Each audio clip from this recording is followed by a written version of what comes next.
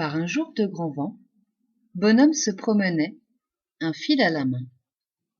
C'était un petit fil de laine tombé de la tête d'une poupée et que Bonhomme avait ramassé.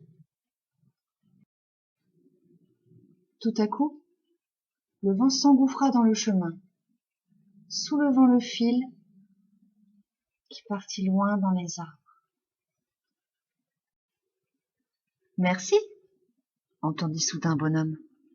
Il leva la tête et vit un oiseau qui tenait le fil sous son aile. J'en avais besoin pour terminer mon nid. Il est doux et chaud, tout à fait parfait. Bonhomme sourit. Il était heureux que son petit bout de laine serve à quelqu'un.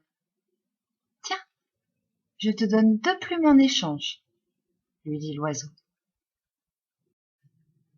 Quelques pas plus tard, Bonhomme arrive devant un immense lac. On entend une toute petite voix. Bonhomme aperçut une fourmi. J'ai besoin des plumes que tu as dans la main.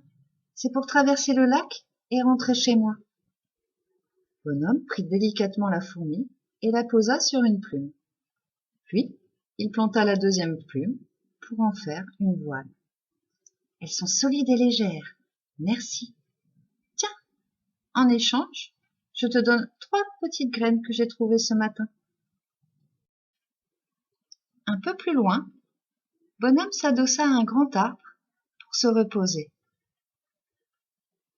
Il laissa les 3 petites graines à côté de lui et ferma les yeux. Tout à coup, il sentit quelque chose qui le piquait.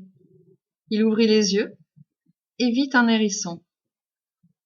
Ces graines me seraient bien utiles. Grâce à elles, je pourrais nourrir mes petits, lui dit le hérisson. Prends-les, je t'en fais cadeau.